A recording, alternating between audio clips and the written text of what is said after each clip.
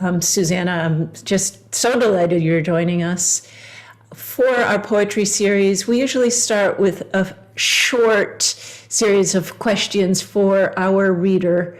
And the first question I have for you today is, what starts a poem for you? Where does that seed come from? Is it an overheard conversation, an idea in your head, something you've read? How do you get started?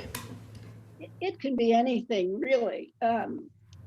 And one thing I've discovered, because I'm in the fortunate position of being able to walk to work and back, although not now, but generally, I used to come up with a lot of my ideas while walking. The thing about having a smartphone, though, is you get addicted to checking it every few minutes. And I found that I don't come up with ideas so much anymore on my walk to work and back. Well, and this year, of course, I haven't been walking, but pretty much everything, anything else, I can wake up in the middle of the night with an idea, and I damn well better get out of bed, because if I'm too lazy, I'll forget it by morning. I can hear something, I can read something. And when you read other poets, that also leads you to come up with ideas that are responses to what you've been reading. But every single experience is material for a poem. And very often I'm married right now, and something will happen between us, and my husband Eric will say, "Is this going to end up in a poem?"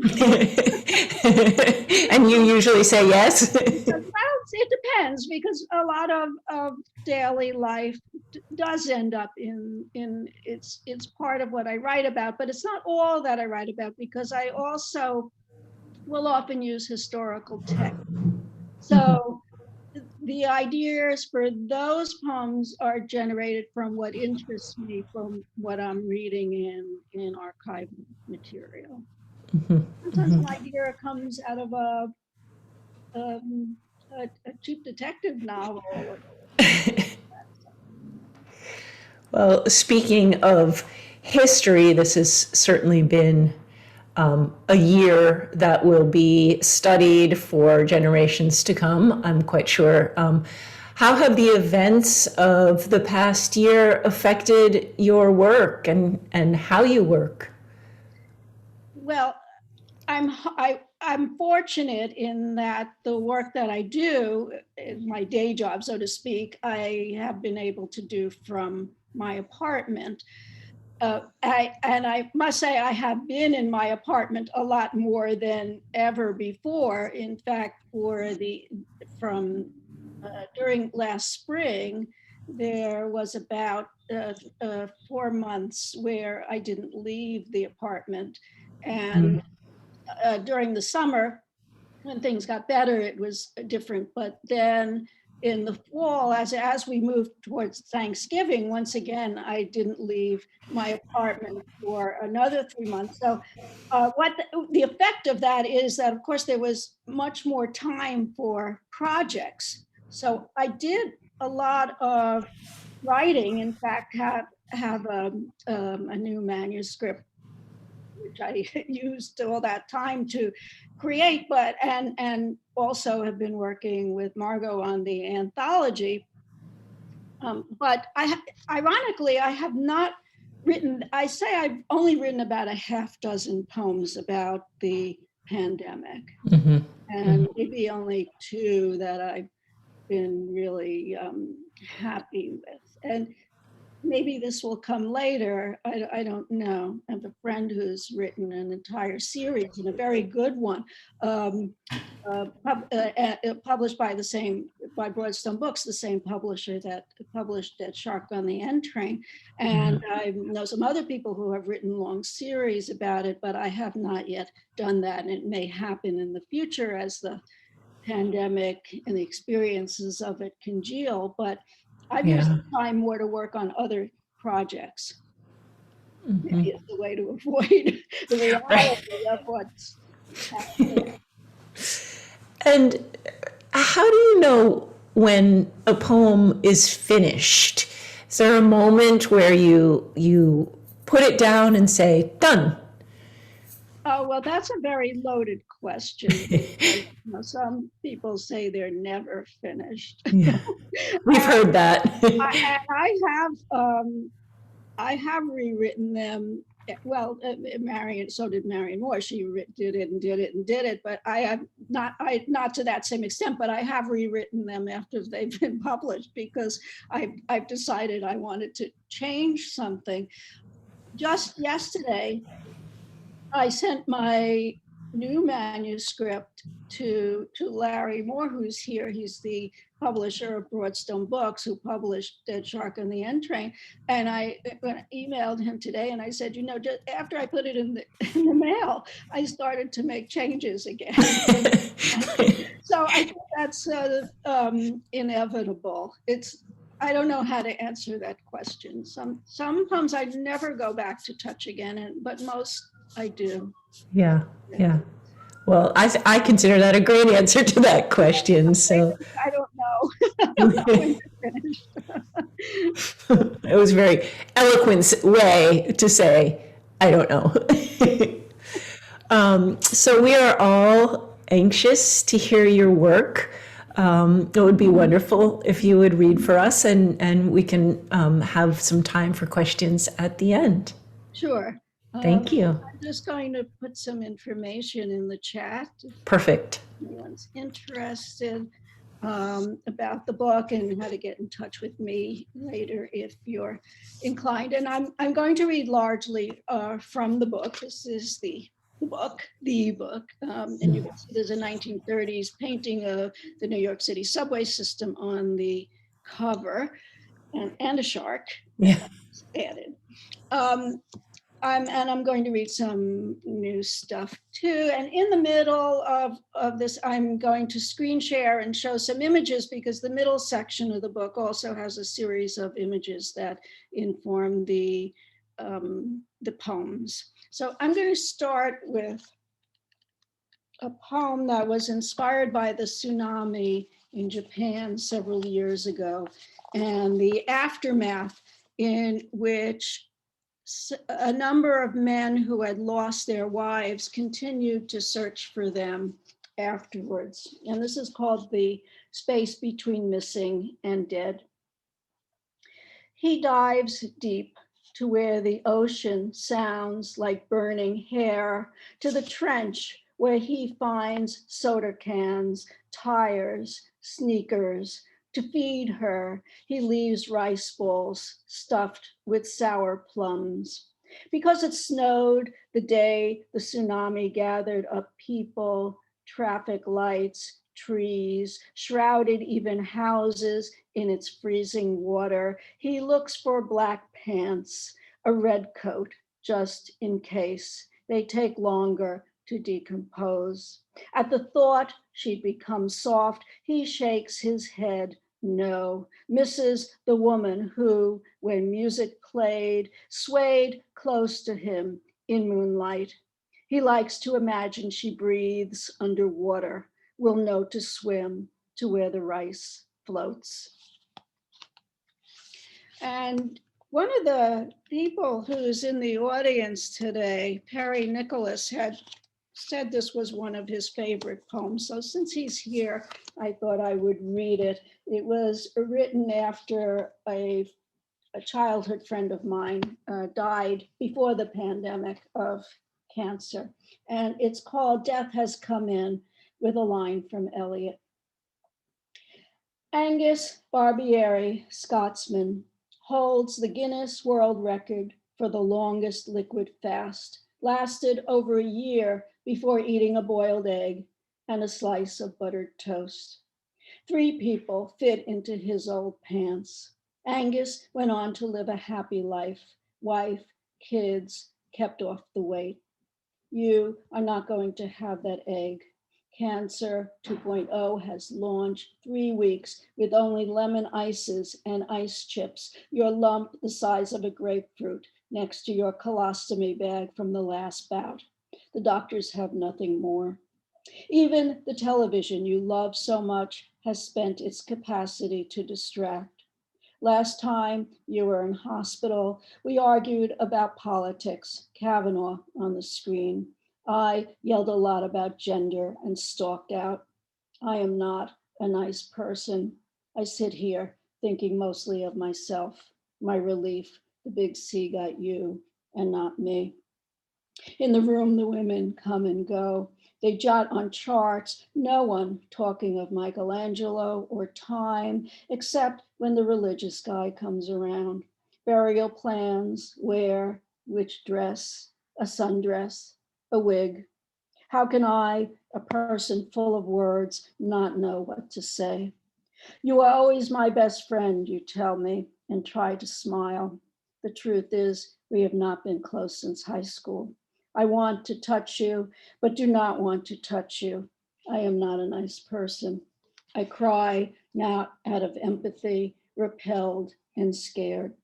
Your covers are pushed down and too much of you shows, and I don't say anything, and yet I put that shriveled flesh in this poem. Though winter winds blow outside, the air is stifling. I pull off my scarf, my sweater, heap knits on a chair. I roll up and fold, unfold and roll out my hospital pass. So that's a little depressing, and I thought I'd read something upbeat now just to sort of change the atmosphere a little. And I've been working a little bit with centos. For those who are not familiar with them, they're poems that are made up of lines of other poems, or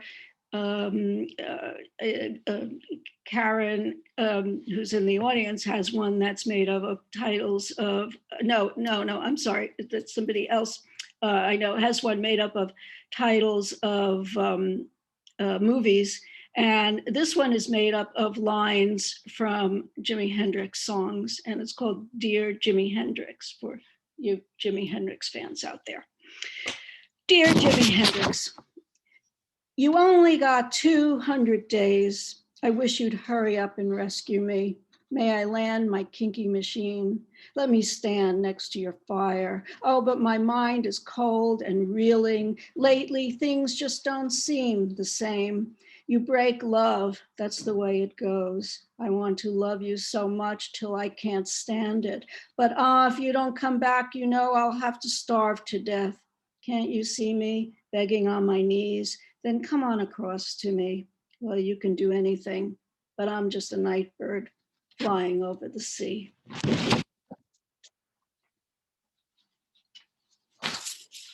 So while we're on celebrity, as Wendy mentioned, Margot Tapp Stever and I have been working on this anthology of Marilyn Monroe poems. And the way we started it is we both, at another reading, by coincidence, read a poem we had on Marilyn Monroe and started joking around about, we should be doing this. And eventually it became more serious. Anyway, this is, I've written a number of Marilyn Monroe poems, and this is one which was inspired, because the question was asked before, what inspires you to write poems? This one was inspired by going back and watching the film Niagara that Marilyn Monroe is in, and it's called Atomic Blonde. A woman labeled a tramp in a tight dress in the first half of any 1953 movie is going to be dead by its second half. Like in Niagara, Marilyn playing vampy Rose Loomis, passion kissing her lover behind a barrier to the falls. The water, a symbol of rutting life force, if ever there were one, is later strangled by her husband, George, in revenge. I had that husband too, who'd already tried to cut off my air at home, a pillow over my face. This wasn't a film, and I fought back. Why were we at Niagara on vacation? I'd left the lover in New York City to kiss and mess around with on my return, no intent to coax him into a killing by a waterfall. I wanted only to be pushed out, too indecisive by nature just to leave. But in this marriage, I always had to do the cleaning up. Not a femme fatale. I was more the Polly Cutler type, the one who takes a first aid kit on vacation to soothe all possible injuries. But my George Loomis didn't steal a boat and drop to his end over the falls. When we got home, I got the papers and he signed them.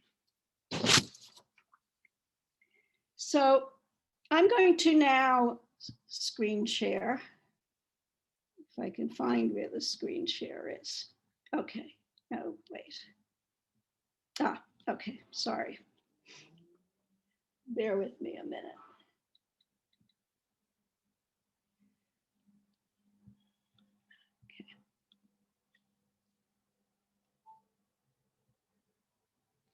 Okay, this is a photograph of a woman called Frances Glessner Lee, and the middle section of Dead Shark on the N Train is inspired by her work. She was a misfit, I'd have to call her that, early to mid 20th century misfit, and frustrated by the rules governing women's behavior at that time. So although she was very smart, she didn't go to college. She was expected to stay home and do things like build dollhouses, which was a popular enterprise for women at that time.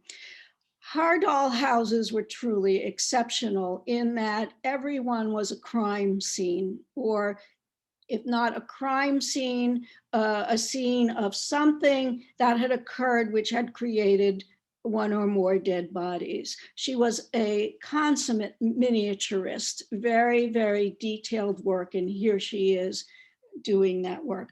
So in the middle section of Dead Shark on the N Train, there are a series of prose poems about her life, a series of ekphrastic poems based on the dioramas, the doll houses, and some of the images of the doll houses.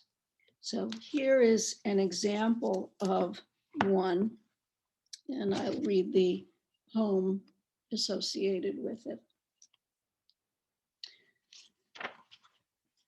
No sign of activity.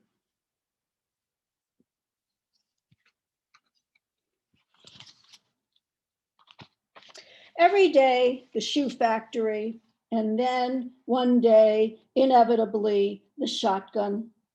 Blood blooms more robust than the flowers stenciled on the yellow, blue, and white kitchen linoleum.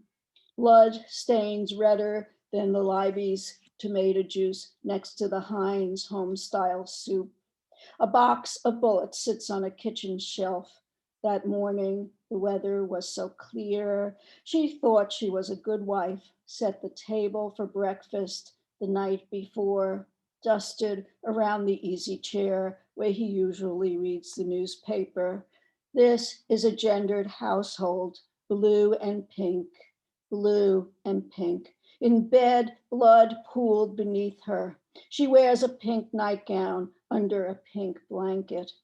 On the floor next to her is the husband, face down in blue pajamas on a blue comforter. Where is the baby? Oh God, where is the baby girl? The baby's also lifeless. Spatter trellises the pink striped wallpaper, a cartridge casing, and in this house of 3 rooms, so many overturned chairs.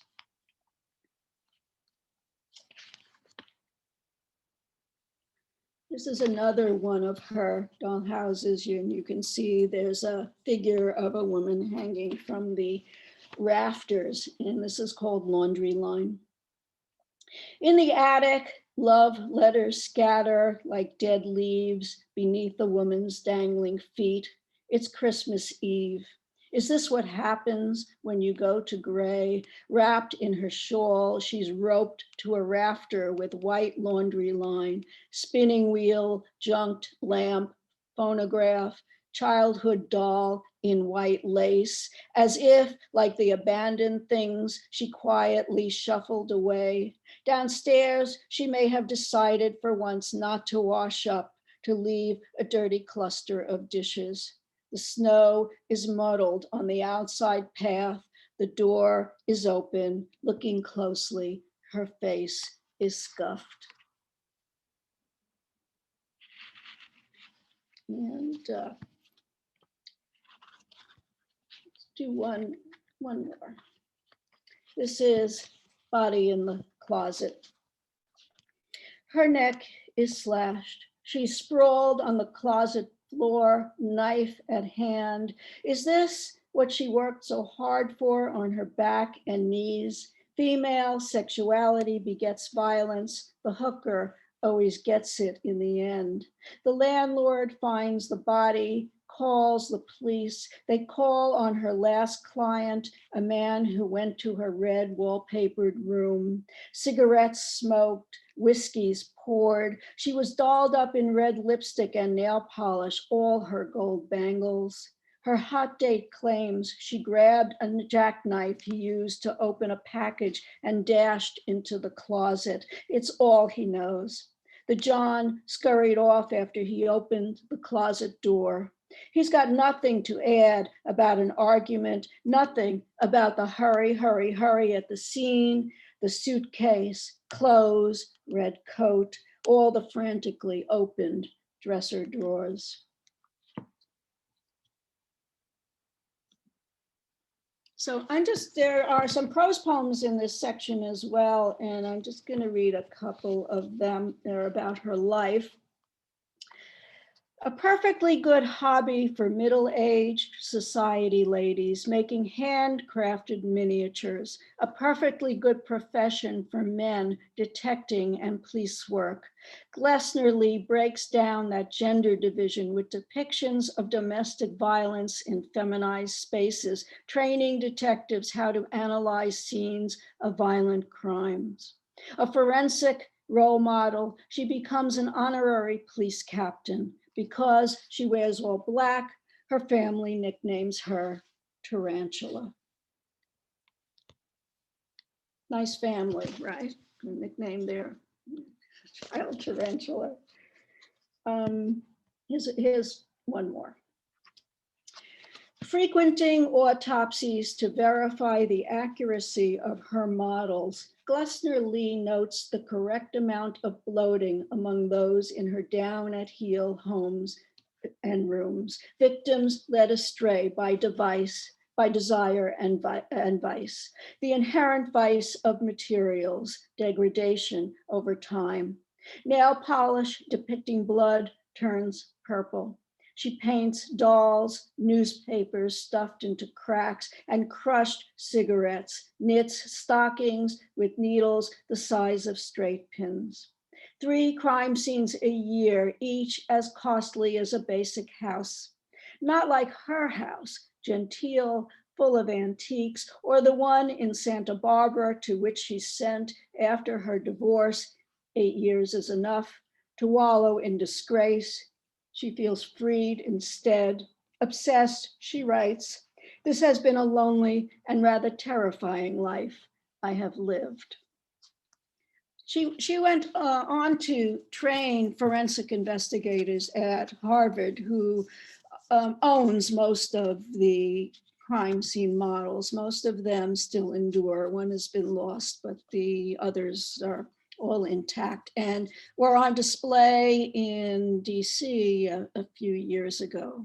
So when you ask what stimulates poems, that exhibition got me interested in Frances Glessner Lee.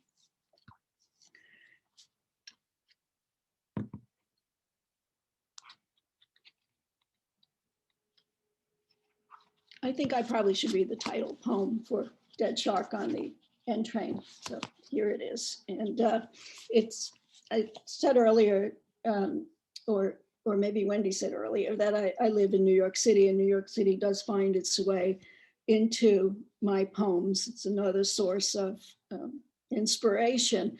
And there was, in fact, at one time, a shark in the subway system. So, dead shark on the N train.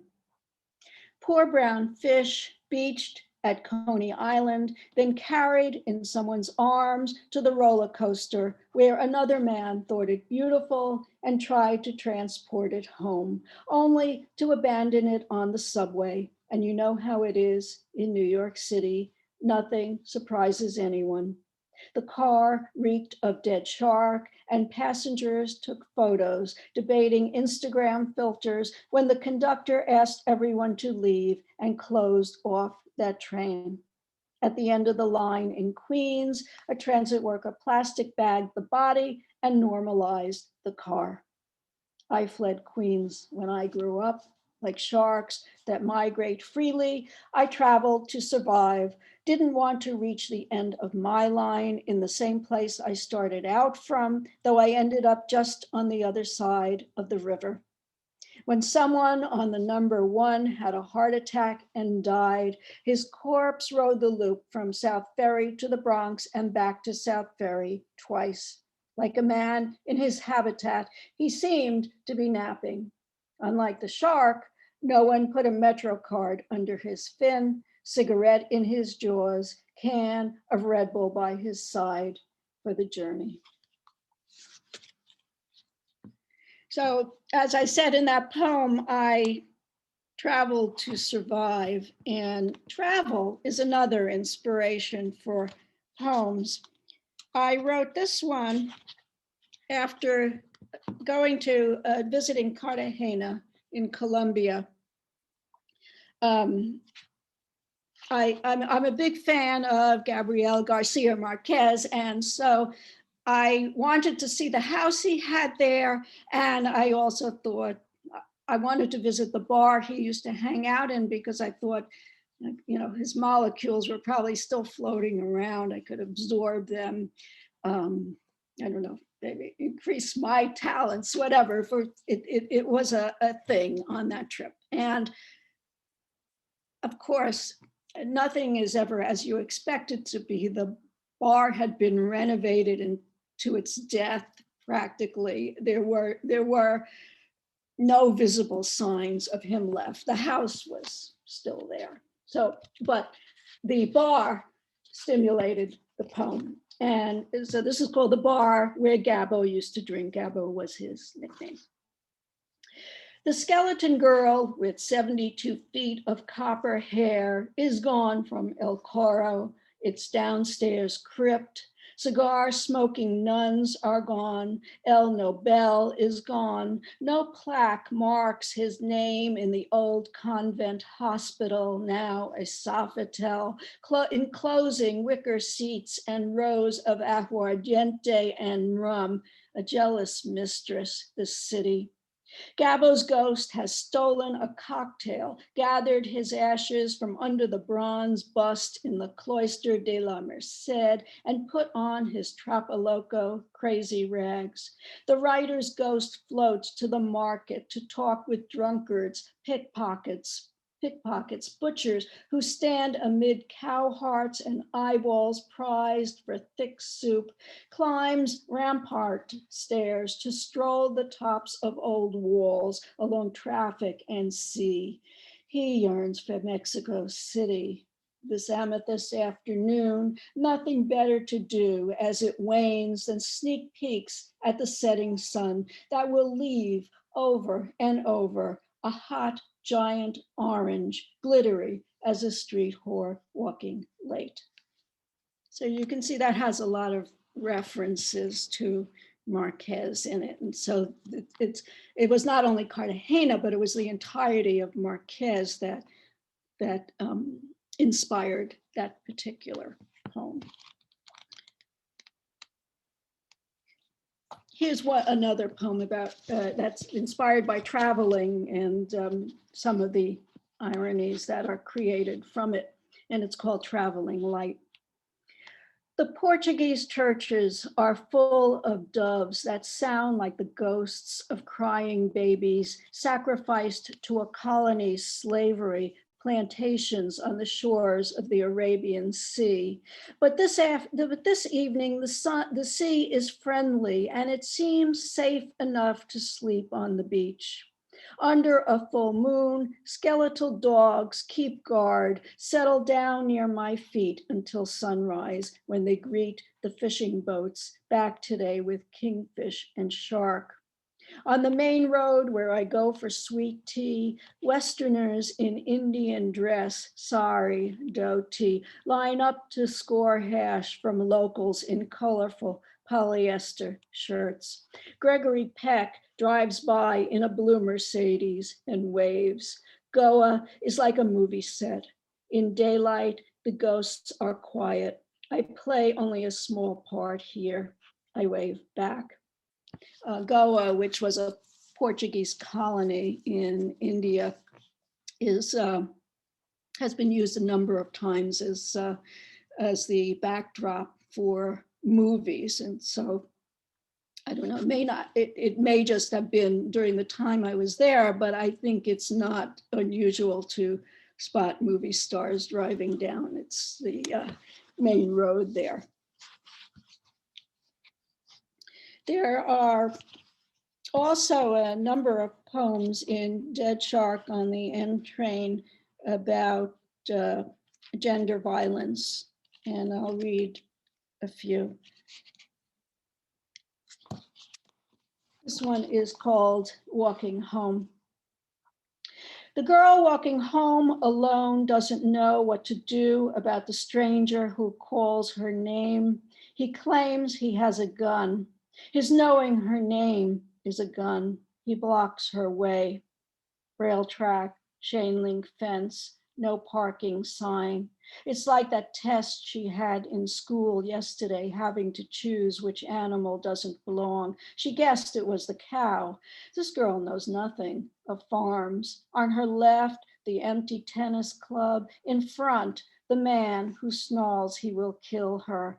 Let me see the gun, in her piccolo voice. The train rushes by. If she were in it, her life would be different. The world is full of noise, weeds, cigarette butts, rusted car, locked shed. She runs. She doesn't know if he can keep up.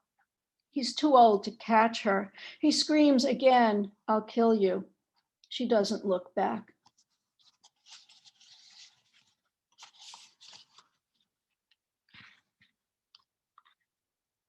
Here's another one called Bolt.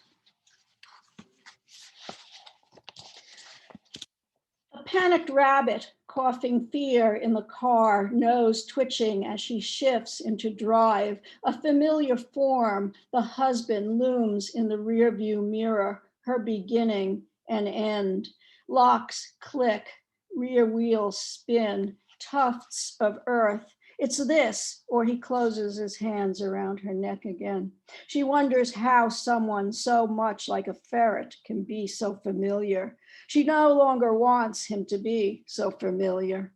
Not her usual drive, seething down roads, grinding her teeth until she returns.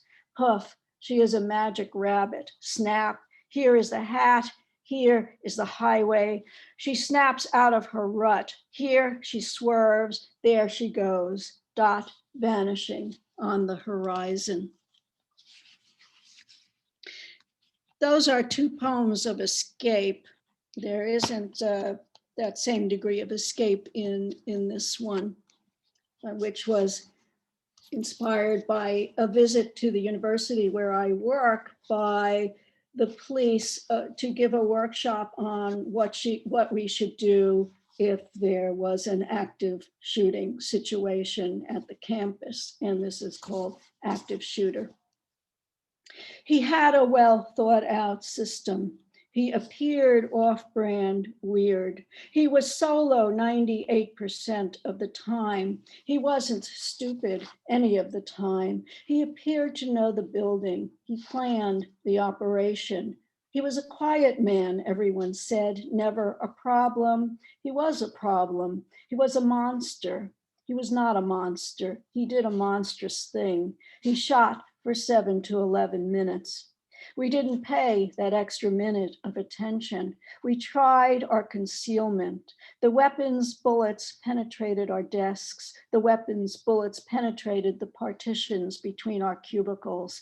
38 cal, 9 mil, 12 gauge, M67 for the AK-47. The weapons penetrated our file cabinets. We confused concealment and cover. We had no cover. We were lizards dreaming like birds. I said that, let's see if I can find it. I said I'd written very few poems about the pandemic, but I am going to read you one that I wrote, which is like the others that I've written, not entirely about the pandemic, but the pandemic has figured into them. And this is called April Riffle. And it describes pretty much where I was at in last April. A red bird lands on the terrace rail and pecks at some chips of paint this rainy day. Lately, I have to remind myself to look out the window. The bird that represents happiness. No, wait, that's the blue one. How ironic to negate the blues in that sad way. Red bird, I have nothing for you, just the cigarette butts blown in from my neighbor upstairs. My mother used to feed the birds that flew to her porch, more new ones every day, she claimed. It became an impossible obligation in her later years. Red birds, blue birds, all birds like you, they just took and took and took.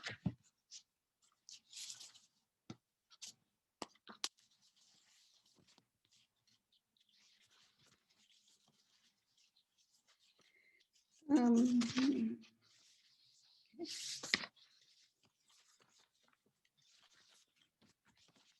haven't been able to travel lately, so some of my older travel poems are fun. And this is called La Mia Sicilia, my Sicily.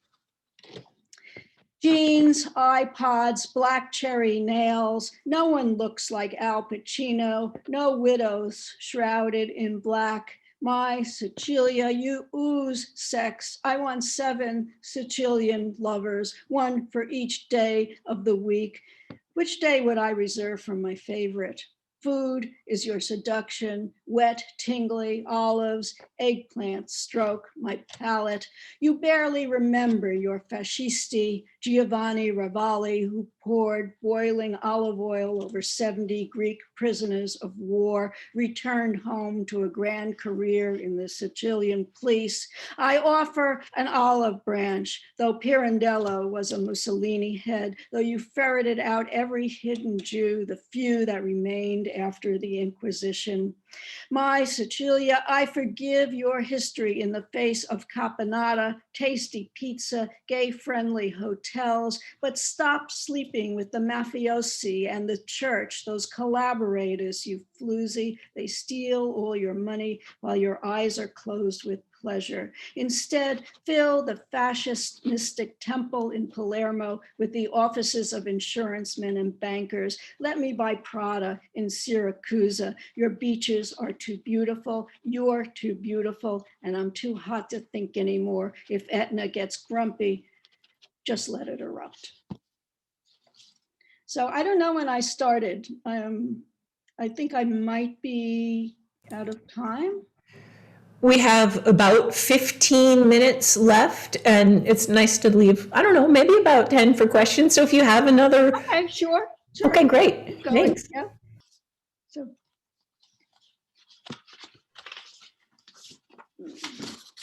here's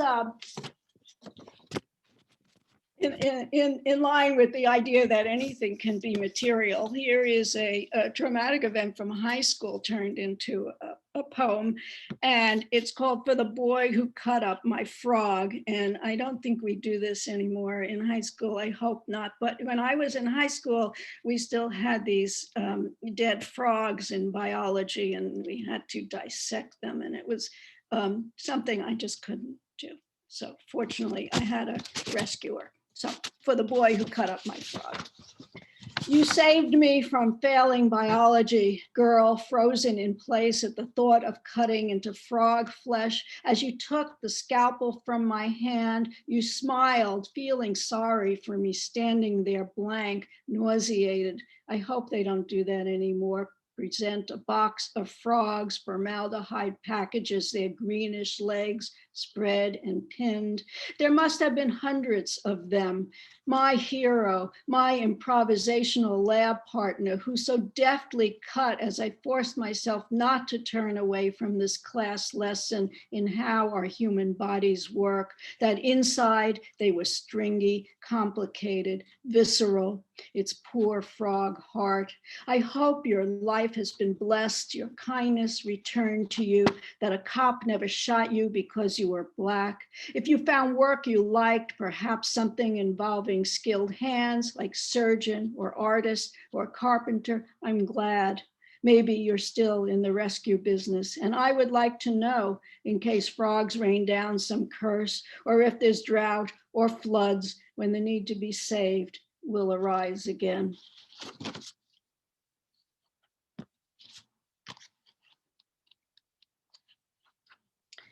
Here's a poem ostensibly about goats, but also about refugees, and it's called Herds. The men are unloading goats from a boat onto the sandy beach of Paliokara. A few goats escape, run wild through the port, only to be surrounded, tied up, and carted by wheelbarrow into town, while a large pelican sits on the beach wall watching. This happens often, both before and after the refugees arrive, half dead, from across the Mediterranean, Somali, Sudanese, Egyptian, Syrian. They've mistaken the island for Italy. Herded into a gym, police paint registration numbers on their arms as they sleep. Names are ignored. We are human, we have names, they complain. There is so little left. In some parts of the world, even the goats have names.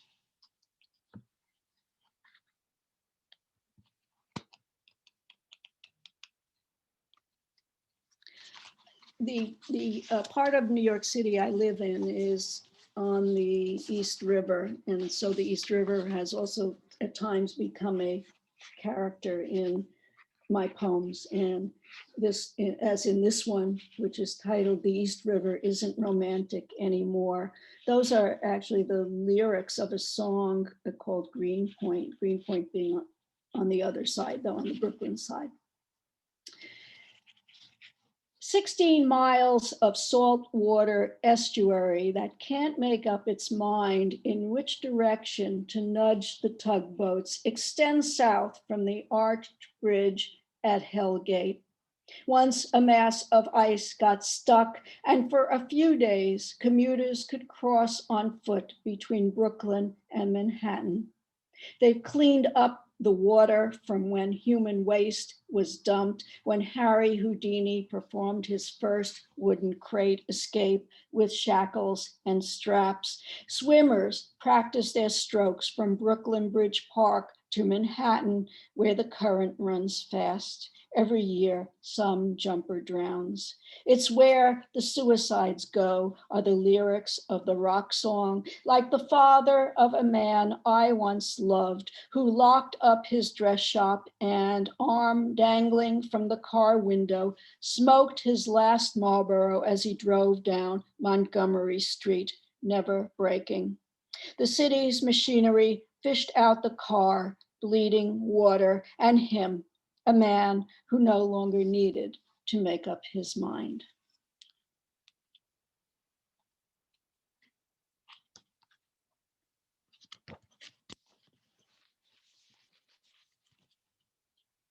so much of what poets do, of course, involves language, and sometimes that can be frustrating. And I think that was the stimulus for this poem, which is the last in Dead Shark on the N Train, and it's called Sign. Remember Nim Chimpsky in his red knit sweater, the chimpanzee that thought he was human, learned to sign stone when he wanted to smoke a joint. Not made for complex language, later he lived alone, sad and immobile inside a pen. He asked for beer and oranges. Give orange, me, give eat, orange, me, eat orange, give me eat orange, give me you. You may be going blind, my doctor's words bite me, yellow deposits of droisin in the eye, and I rush to order the nutrients he claims are my only hope, capsules too big to swallow. I shuffle between writing directives for when I am dead and wanting to bonfire the papers. If I were a pine, my rough barked arms would stretch toward the sun. I wouldn't worry about eyes or words. They're selling pods now to grow death's ashes into trees. Give capsule, me give capsule, capsule, me swallow capsule, give me swallow capsule, give me you. Thank you. Susana, that was really great. Thank you. Yeah, when I first heard the title of your book, I thought it should be on the menu at a Manhattan restaurant. I want the dead shark from the N train and a side of spinach. I don't think anyone's going to want to eat any shark once it's been on the New York City. Yeah, that's right. That's right. Yeah, don't eat stuff off the train. Yeah. Although they're cleaning the trains now nightly, so they actually are much cleaner than they used to be. But sadly, much less crowded too. Yes. This is not literary question filled with depth. Did you actually see a dead shark on the N train? I did not see it, no. I have seen a lot of other things on the trains, including people trying to move a couch using a subway car, but I did not see the dead shark, but I did read in the paper that there was one, so. Well, I welcome our audience to ask any questions, and while in that moment in between now and when people ask questions, Susana, want to say your work is amazing. You have such a mastery of language, and your poetry for me, it's just filled with surprises. I think we're going one place and then we take a turn somewhere else, and it's always a welcome surprise, even if it's kind of this cheerful poem turns. It's so beautiful. So thank you for sharing with us. Well, thank you. You know, poets are always hungry for praise and attention. We appreciate hearing it. Does anyone have questions? There's a lot of praise in the chat box for you too. So Poet Hungry for Praise, there is a lot of wonderful reading, amazing, wonderful, great, amazing, wowee. So a lot of praise for you there in the chat box. I never can look at it while I'm reading. I get distracted. I've tried at times and I get distracted because, you know, it's with Zoom, it's a different connection with the audience. And so you don't always know exactly how things are resonating. So I've often tried to glance at the chat box to see how things are resonating, but it doesn't work because then I accidentally start saying words that are in the chat my poem. So I saved it and I will look later. There is a question for you. Do you work on many books at once? Are you putting together more than one collection at a time? It's happened. But it's not typical. Mm-hmm. Well, sometimes it happens accidentally because I'm not always working to a book or a project, as I would think of it. So sometimes I'm writing about two different themes at the same time. So maybe they're going to come together and maybe they're not. There's a few more threads to the question. Do you choose a theme before or after? Do you conceive the differences between full length and chapbooks? And more questions. Do you have a reading group? I actually have two reading groups. Yes, one meets weekly and one meets monthly. The weekly reading group has been meeting since 2002 with slightly different personnel, but we've been meeting except when too many of us are on vacation at once, which obviously has not happened this year. We meet every week since 2002. So I don't know how many weeks and how many poems that's been, but it's quite an intense experience. Yes. Right. And then the question of, do you choose a theme before or after you start to put together a collection? Both.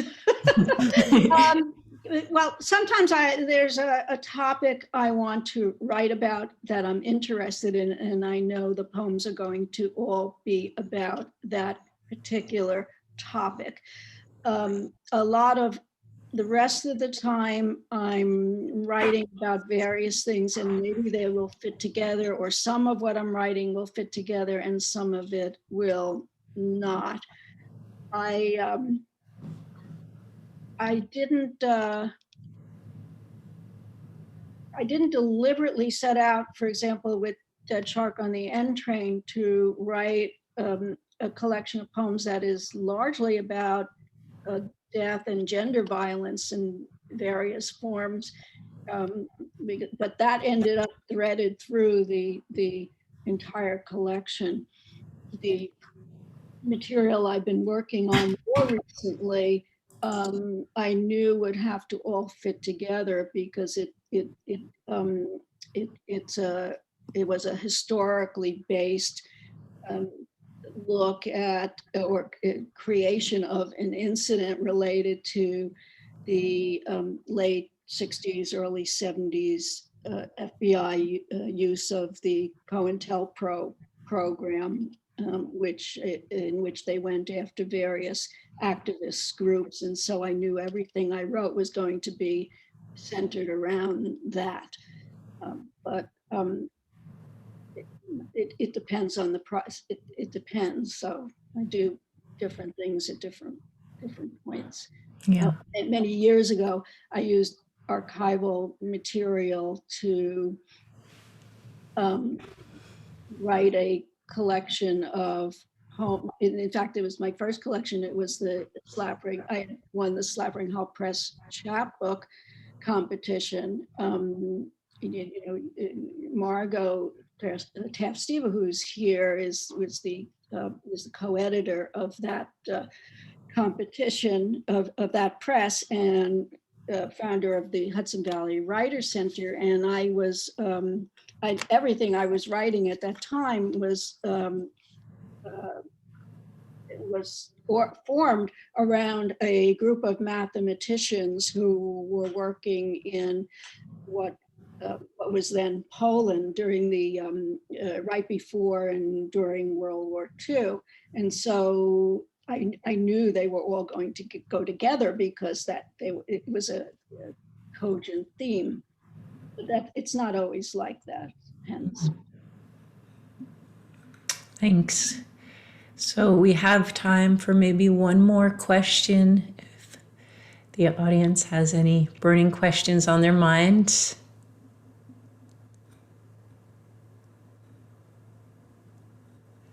Well, if there's no more questions, I wish you all a wonderful afternoon. And Susana, I want to thank you again for... Thank you, and thank you those who came out to the middle of the day to listen. It was our pleasure. Susana, I'll send you a link to the recording. And for the rest of the audience, if you would like to see it on YouTube, go to stockbridgelibrary.org. Suzanne, I sent you the